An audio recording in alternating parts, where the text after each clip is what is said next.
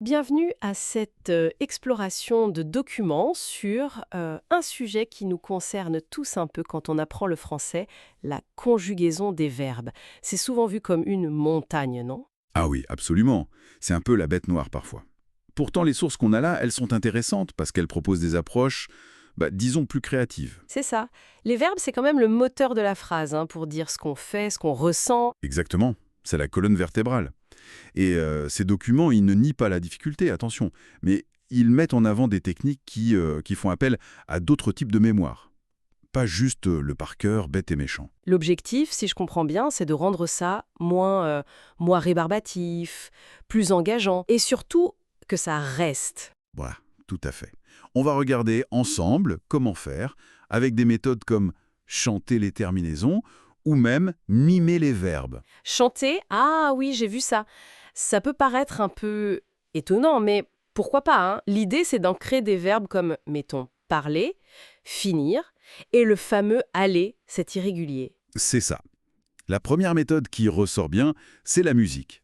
L'idée, c'est d'adapter les conjugaisons ou juste les terminaisons sur des airs qu'on connaît déjà. Hmm, Par exemple, pour les verbes en ER, au présent, on pourrait prendre une petite mélodie simple et chanter «je parle», «tu parles», «il parle». d'accord. Donc, au lieu de juste lire la liste, on la fredonne.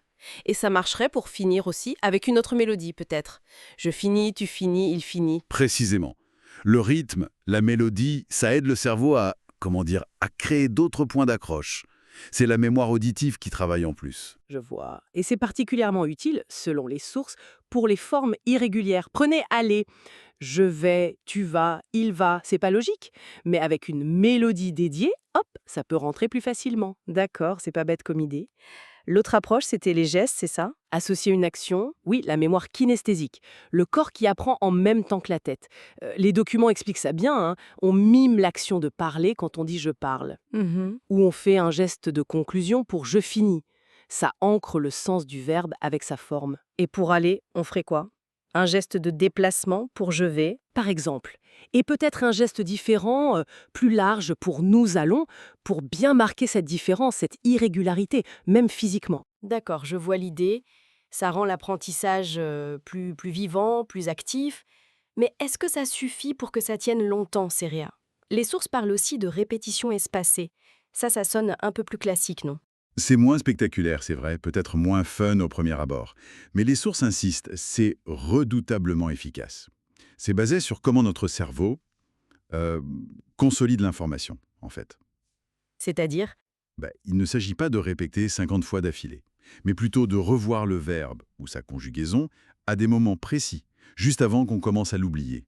Demain, puis dans 3 jours, puis dans une semaine. Ah oui, les intervalles qui s'allongent. Exactement.